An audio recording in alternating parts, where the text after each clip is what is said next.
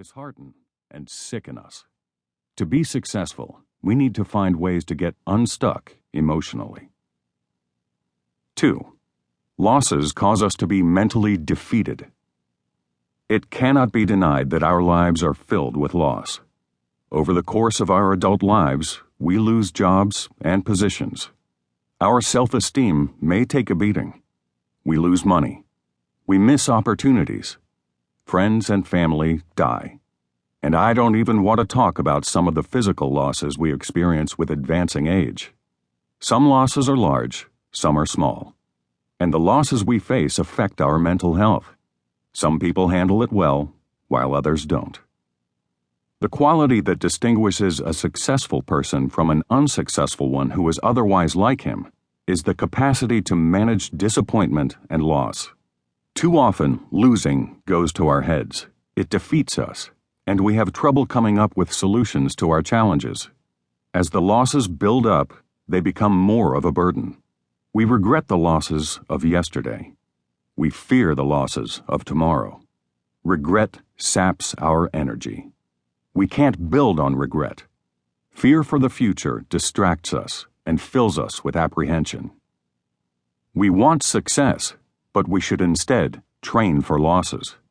We need to expect mistakes, failures, and losses in life, since each of us will face many of them. But we need to take them as they come, not allow them to build up.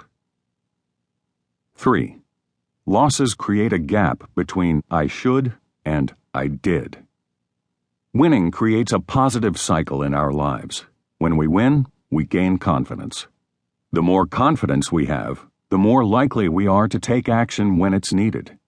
That inclination to move from knowing to acting often brings success.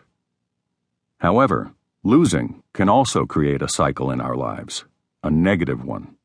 Losses, especially when they pile up, can lead to insecurity. When we are insecure, we doubt ourselves. It causes us to hesitate when making decisions. Even if we know what we should do, we are reluctant to do it. When such a gap is created and isn't overcome, success becomes nearly impossible. Here are 11 traps that people tend to fall into. The mistake trap. I'm afraid of doing something wrong. Losses hold us back. The fatigue trap. I'm tired today. Losses wear us out. The comparison trap. Someone else is better qualified than I am.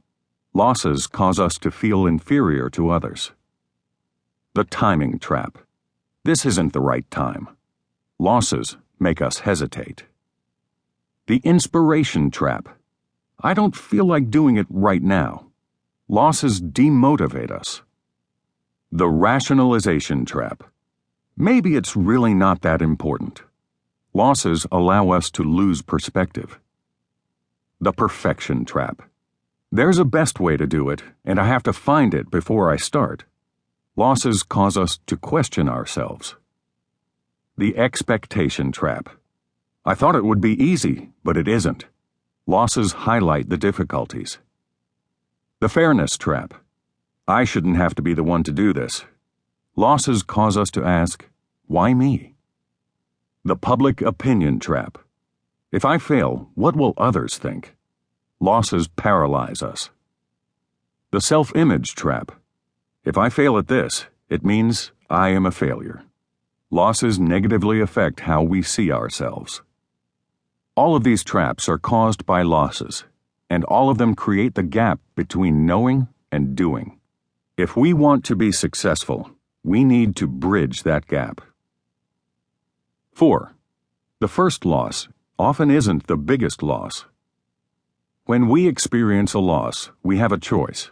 If we immediately respond to it the right way, the loss becomes smaller to us.